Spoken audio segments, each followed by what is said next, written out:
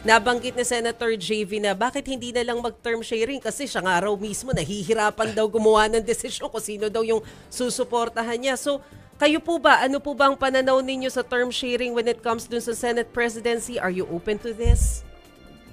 Well, whether it's the Senate leadership itself or a term sharing, I always leave it up to my colleagues. Ako po old-timer ako eh.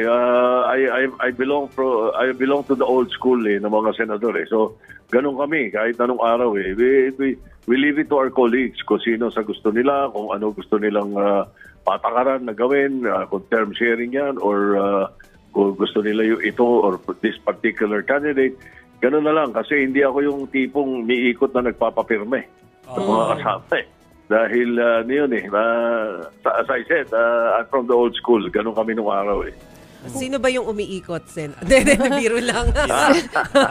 Sen, si Chicky Berhel po ito. Wala pa po bang pagpupulong o pag-uusap ang NPC po kung ano po yung gagawin po dito? Well, two or three of the leaders namin ang mga kausap ko nandito and we're trying to talk to the other members muna. There's nothing concrete as of now. Total, July 28 pa yan eh. Kahit na sino sa amin na mag-claim na meron kaming 13 votes. That's as of today. That's a snapshot of today. July 28 is the key. Di ba? Kung ano mangyayari sa July 28 when we resume, that's how it goes. Pero kayo, Tito Sen, open naman po kayo na bumalik doon sa posisyon na Senate President considering na ang daming issue ngayon sa Senate. Nandiyan pa yung impeachment kay VP Sara. Oo, hindi. Kaya nga siguro ako, lalo akong kinoconsider ko na pag ako'y inalok nila or ako'y tinulak nila, tatanggapin ko talaga sapagkat nakikita ko maraming dapat ituwid eh. Maraming dapat i-correct eh sa takbo ng Senado nitong nakaraang taon eh. Medyo nasisira ang reputasyon ng Senado eh. Doon ako kinakabahan. I've been there for 24 years. There is a special place in my heart for the Senate. Kaya naiinis ako at nalulungkot ako pagka naririnig ko na maraming reklamo ang iba't ibang mga tao. Ano po yung sinasabi ninyo, Tito Sen, na kailangang i-correct? Well, una sa lahat, itong issue ng impeachment, whether carry over o hindi ito, may rules ng impeachment rules. Impeachment court, mayroong impeachment rules. Mayroon ding rules ang Senate rules. Pero all this would have been avoided kung noong February 5 natanggap ng Senate President or ng Secretariat yung articles of impeachment. Ang dapat ginawa ng leadership ng Senate, ni-refer sa floor. Dinala sa floor at ni-refer sa Committee on Rules. So, from February 5, alas 7 pa sila, alas 4 ng hapon nila natanggap eh. Alas 7 ng gabi nag-adjourn sila eh. They had 3 hours. You only need to do is 15 seconds to refer it to any committee. So, kaya hanggang ngayon, medyo naguguluhan sila sa usapin. Kailan iti-take up yan? June 2, June 3, hindi pa rin nire-refer. It's still in the hands of the Senate President. Hindi tama yun eh. Yeah. Ang kailangan dun, once you receive the articles of impeachment from the other house, which is our counterpart, dapat yun, hindi mo lang i-report sa floor, dapat yun, i-refer mo sa Committee on Rules. So, that is the basic way of doing it. At yung Committee on Rules, during that time, from February 6 onwards, pwedeng talakayin kung ito ba, rekomendasyon nila, mag-impeachment court tayo or mag-constitute tayo because the members of the Committee on Rules are members of the Senate at usually majority sila. Hindi pwedeng unilateral na ang Senate President lang ang nag-decision ng gagawin because the Senate President is not the Senate. He is merely the presiding officer. Ganon ang sinasabi ko. So that's point one. Okay.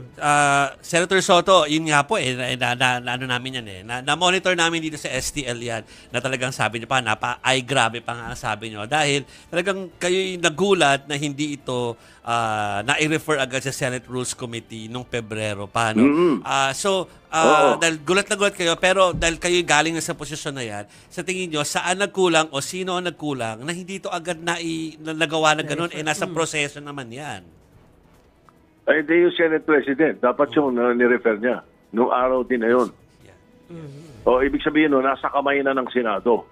Sa ngayon, ang nangyayari nga, nag-resume sila ng June 2 hanggang ngayon hindi pa rin nire-refer Nasa kamay pa rin ng Senate President And as I said, no, the Senate President is just the presiding officer. He's not the Senate.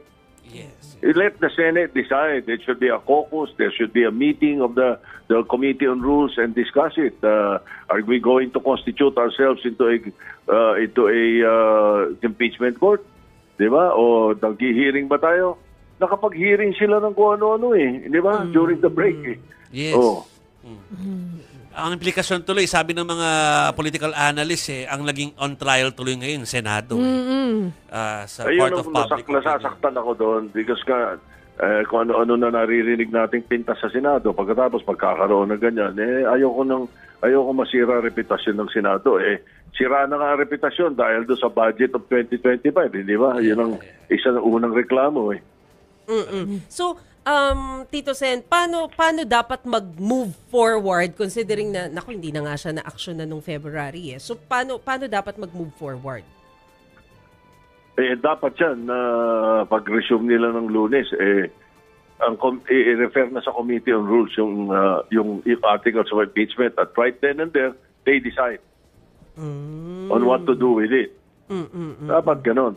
Well, although it's too late, tutuusin yan. Sabi ko nga, February 5 after February 5 kasi, ang adjournment dapat nun, they could have stayed for another 3 days. Because that's in the rules, that's in the Constitution. The Senate may continue 3 days, and the other House may continue also 3 days habang nag-adjourn na yung kabila, or adjourn earlier than 3 days. Nasa Constitution yun So dapat yun, hindi nila pinatay ng alas 7 ng gabi ng February 5. Dapat yun, tinuloy nila hanggang February 8 or at the very least, at least 7 p.m. diniscuss nila. Di ba? Yes. Pero, sinabi po ninyo, too late na po, no? So sa puntong ito, kung too late na po, ano na po sa tingin nyo ang mangyayari niyan? Well, I just said too late, pero they could take action right now. Like for example, i-refer nila sa Committee on Rules. Then they constitute themselves as an impeachment court. They either take their oaths and ngayon, anong nangyayari? Pag ginawa nila yon, pwedeng mag-crossover ngayon sa 20th Congress. Okay. Pero pag hindi nila ginawa yan, hindi nila papatayin nila sa 19th Congress yan. Hindi magko-crossover Yeah, So, correct. Teka lang. Ano i-crossover hindi sila nag-impeachment court. Paano i-crossover? So hindi po yan paglabag sa konstitusyon? Exactly. Di ba unconstitutional? Ay nako, hindi ako magtataka kung may mag-question ito sa Supreme Court. Whatever they do this week, they will be questioned sa Supreme Court. Justiciable issue to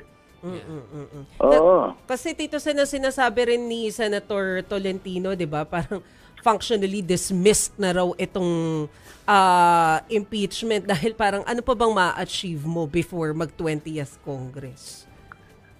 By the way, siya ang chairman ng rules. Siguro, naghihimutok siya dahil hindi ni-refer sa kanya. Siya nga ang chairman. Siya majority leader Correct. Ang majority leader is the chairman of the Committee on Rules. Pero eto nga, sir, hindi pa natin nasisimulan pero may nilabas na agad na resolusyon and sinabi naman ni Senator Bato na galing sa opisina nila yung resolusyon para hindi na matuloy-tuloy yung impeachment trial. Ano pong masasabi ninyo tungkol dito, sir? Nahapyawan ko lang yung pagbasa sa laman ng resolution, pero parang contradictory. Conflicting yung mga whereases Basahin nyo. Conflicting yung mga whereases pwede nang yung resolution na yun, pwede nang iwan sa basurahan ng kasaysayan.